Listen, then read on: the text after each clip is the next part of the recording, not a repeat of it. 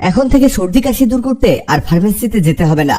শীতকাল আসলেই সর্দি কাশি হওয়া শুরু করে দেয়, আর সর্দি কাশি দূর করার জন্য ফার্মেসিতে ভিড় বেড়ে যায়। অথচ একটা মালটা অথবা কমলা দিয়েই এই সর্দি কাশি দূর করা সম্ভব।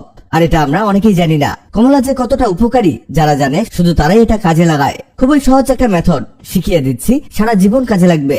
শুরু থেকে দেখাই, দেখুন এখানে আমরা একটা বড় সাইজের মালটা নিয়েছি। এই মালটার উপরের দিকটাকে কেটে নিতে হবে, উপরের অংশটাকে রেখে দিবেন। এবার নিচের দিকে আরেকটা স্লাইস করে কেটে নিবেন। এবার এর মধ্যে আমাদের ফুটো করে নিতে হবে। কিভাবে দেখুন, ছুরি দিয়ে এর মাঝে ছোট করে গর্ত করে নিবেন। এই যে হয়ে গেছে। এবার এর এই অংশটাকে চেপে চেপে মানে এর রস মালটার মধ্যে দিতে হবে। এখানে আপনি মালটার একটু অংশ নষ্ট করবেন না, এটাকে চেপে এর মধ্যে এই রসটাকে দিয়ে দিবেন। উপরের অংশটাও আমরা এতে দিয়ে দিয়েছি।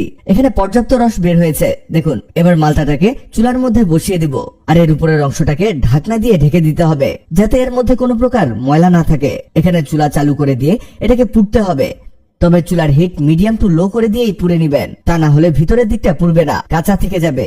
এটাকে অ্যাটলিস্ট 5 মিনিট পুড়তে হবে। এটা পুড়তে পুড়তে জানিয়ে দিন আপনি কোথা থেকে ভিডিওটি দেখছেন, যাতে পরের ভিডিওতে আপনাকে ধন্যবাদ জানাতে পারি। আমার থেকে একটা বাটির মধ্যে তুলে রাখতে হবে, আর গরম অবস্থাতে এতে কয়েকটা জিনিস অ্যাড করতে হবে।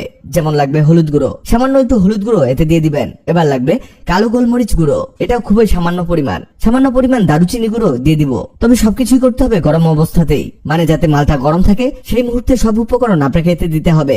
এরপরে লাগবে খাঁটি মধু 1/2 চামচ এতে দিলেই হয়ে যাবে। আর এটাকে চামচ দিয়ে হালকা করে মিশিয়ে নিতে হবে। খুব বেশি মেশাতে পারাটাও একটু কঠিন, তবে আপনি যতটুকু পারা যায় ভালোভাবে চামচ দিয়ে মিশিয়ে নিবেন। আরো লাগবে আদা গুঁড়ো। আপনার বাসায় আদা গুঁড়ো না থাকলে আপনি কাঁচা আদার রস এতে দিয়ে দিতে পারেন। আদা গুঁড়ো দিয়ে ভালোভাবে মিশিয়ে নিবেন। এই যে তৈরি হয়ে গেল কফ সিরাপ। এই সিরাপ যদি আপনি দিনে কয়েক চামচ খান, ইনশাল্লাহ আপনার কফ, সর্দি, কাশির সমস্যা কমে আসতে শুরু করবে। এটা কিন্তু অনেক আগের রেসিপি। আগের যুগে যখন ওষুধ ছিল না, তখন তারা এভাবেই সর্দি কাশির সিরাপ বানিয়ে নিত। আর এটা শিখেছি আমার দাদির কাছে, তাই আপনাদেরও শিখিয়ে দিলাম। আশা করা যায় আপনাদের অনেক উপকারে আসবে।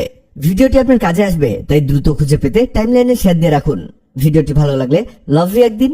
এমন সব তথ্যবহুল ভিডিও পেতে ন্যাচারাল বিউটি হ্যাক্স কে লাইক ও ফলো দিয়ে রাখুন।